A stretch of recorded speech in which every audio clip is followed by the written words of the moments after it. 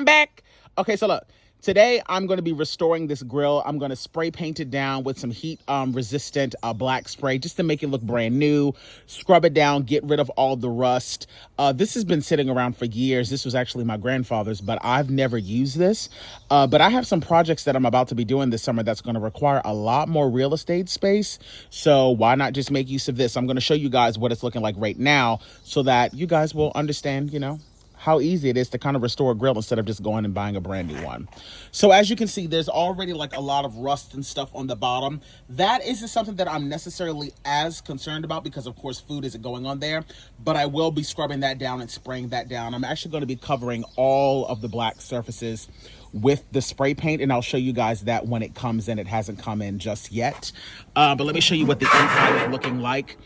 So I'm going to be removing all of these grates. The grates are actually not that bad, to be quite frank, which I'm really grateful for. But I'm going to be soaking them in a solution, getting them nice and cleaned out, scrubbing down the inside, and then that's really going to be it. This actually is not that bad of shape, which I'm super, super happy about. And as you can see, there's a lot of space on here, so I can do some good things. I can get a couple of racks of ribs on this. So let's get to work. Okay, so to avoid getting any of the black spray paint on the handle here and on the thermostat, I'm actually going to take those off because as you can see, there's a screw there on the inside and then also on the top, which you can't really see because of the sun. So I'm going to go on ahead and remove this and also take that off. So that way, when I go to spray paint, I ain't got to be worried about trying to cover that stuff up with tape and all that. I can just, because I'm essentially going to be spraying down this entire thing. So that's just going to save me a headache. I don't know about you, but because of the sheer amount of rust, I'm making sure that I'm wearing gloves because I'm not trying to get this stuff all over my daggone hands. But this is really simple. Like I said, literally just going in, removing the screws from this. So that way, when I go to spray paint this, I don't have to worry about me, getting any spray paint on this handle so that this can still look nice and new. And like I said, this is really simple. And this is a great way of being able to restore a grill that really there's nothing wrong with this grill. Like there's no need to get rid of it. And just that simple. I took that off, take the washers, just like that. So now I'm just going in, switched out. I've gotten a wrench instead. And now I'm just taking this bolt off. So that way I can go on ahead and just remove this. And like I said, this is so super easy. Look, just that fast. And so now all of the things that I don't want to get, the spray paint on, now I don't have to worry about it. I can spray right over this. I can spray over this. I might put some black tape over this, but if anything gets on this, I'm not really going to be that fussed about it. Okay, so I've gone on ahead and I've taken out the racks. I'm just going to sweep out as much of the rust and old charcoal and stuff out of this.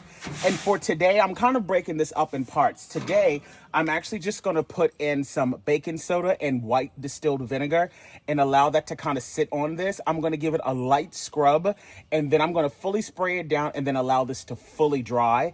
And then tomorrow when we come back, that's when we're going to go on ahead and spray the whole thing down with the paint so that it can, get nice and set before our first use. Before I get too far into this, I'm actually just going to go on ahead and hose it all down just so that I can get all of the surfaces wet.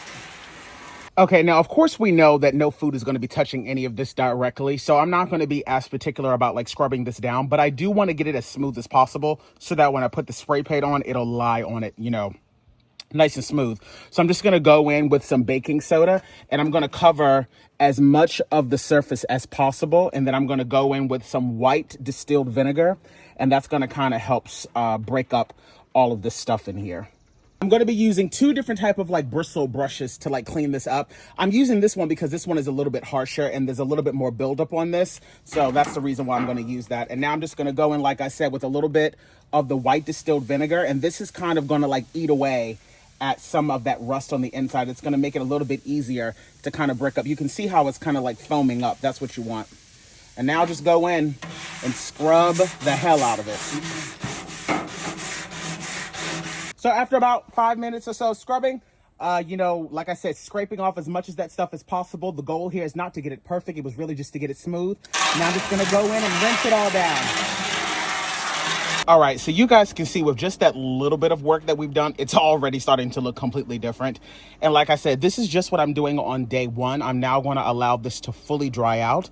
And then tomorrow when my products actually arrive, we're going to go in with some actual rust cleaner and then allow that to fully dry.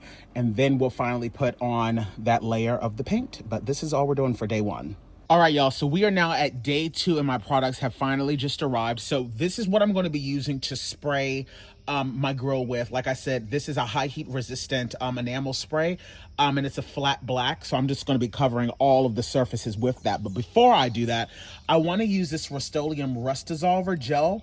I'm going to spray this all over the inside here on the racks, and then I'm also going to be spraying it on the bottom, and I'm going to allow that to sit on there for about 15 minutes.